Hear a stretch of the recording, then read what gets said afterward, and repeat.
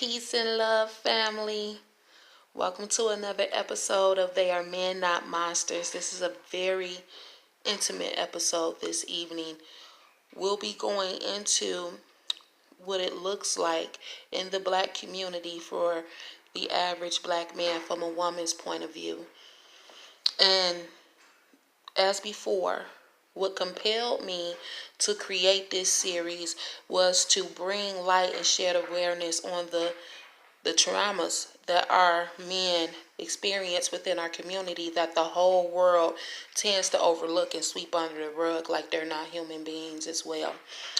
It really concerns me that we live in a world where everyone, black, including black women, get certain help, certain resources, certain, slaps on the wrist, if you will, when black men, specifically the heterosexual black male, who is just as oppressed as the rest of us, who has the same amount of generational trauma, the same amount of social inequality and racial inequality, can be looked at as if he is a monster, as if he is just a devil, like he has no worth, he has no value.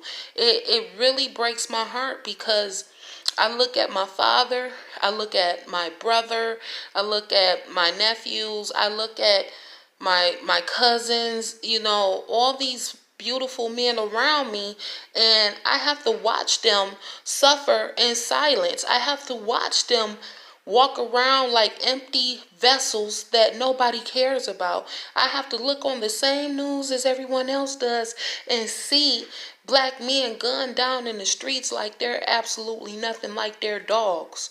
Mike Vick, former quarterback of the Atlanta Falcons, actually served jail time for fighting a dog, when we have white police officers out here who have not even seen the darkness of a jail cell, killing these innocent black men just because of the color of their skin.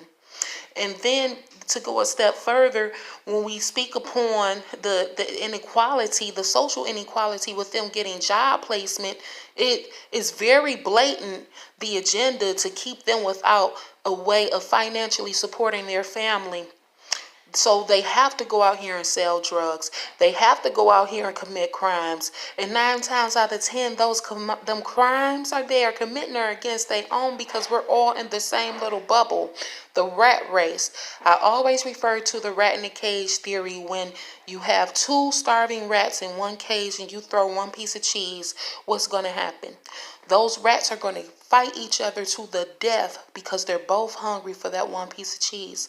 That's when you look in the urban communities, the black communities, you see men who don't have a way to provide for their families, or there are very little opportunities for them to do so.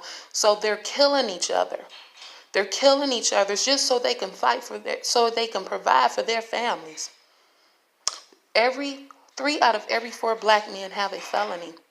And in this society, to have a sustainable career, to even get into school for the most part, to have certain helps within, housing, quote unquote, you cannot have a felony against you.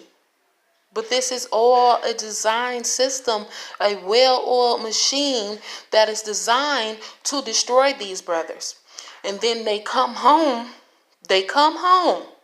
to their counterpart, their beautiful black woman, the woman that they love the most in this planet, and she is doing more destruction than the world is. Because when he comes home, he expects to get some type of hug, some type of, you did a great job trying to provide for us. But when he comes in the houses, you ain't shit and you ain't that and you ain't nothing, you weak, you disgust me. And they're just supposed to take it. In some cases, they do, because they know if they defend themselves in any type of way, they're going to jail. Period. I don't condone domestic violence. I'm not an advocate for that. I'm just stating the facts. Men are human beings, and they have feelings too that get hurt. When we women get hurt, we get very emotional. We get very emotional, and the world is okay with that. The world is fine with that. But if a man even shows one blink of emotion, 1 ounce of pain, he's weak, he's nothing. But he's also that same monster. So one has to really take a deeper look and try to understand how these men have their backs up against the wall, how they have nobody to support them. They have nobody protecting them, but they get ridiculed if they're not protecting the same black women who destroy them on a daily basis internally. The same black women who tell them, look them in their face, you're not nothing, black man, I don't need you other than to protect me when I'm in a bad situation. I don't have to have no value for you as a human being. I don't have to have no value for your life. I do not have to care about you or the ground you walk on. And it hurts me even more so as a woman because we have our babies with these men. So when I hear sisters saying these things and their mothers, it leads me to think, well, sis, do you hate your own children? Because they are flesh of his flesh as well. Do you hate your own son? Because you're talking about Negroes ain't they weak, they da da da da da. But your son is gonna grow up to be a what? A black man. So you are telling him before he even has a fighting chance that he is not gonna grow up to be nothing, and then that gets planted within the subconscious mind, and you've already killed that little boy before he has a chance to see the world. We have to do better on so many different levels. And it's not to say, I know black women have been through hell. I'm a black woman, as you can see, as you can hear. I also know that within this world and what we're going through, we have to do better in holding ourselves accountable for not only ourselves, but for each other. Tearing the black man down is not holding yourself accountable for him.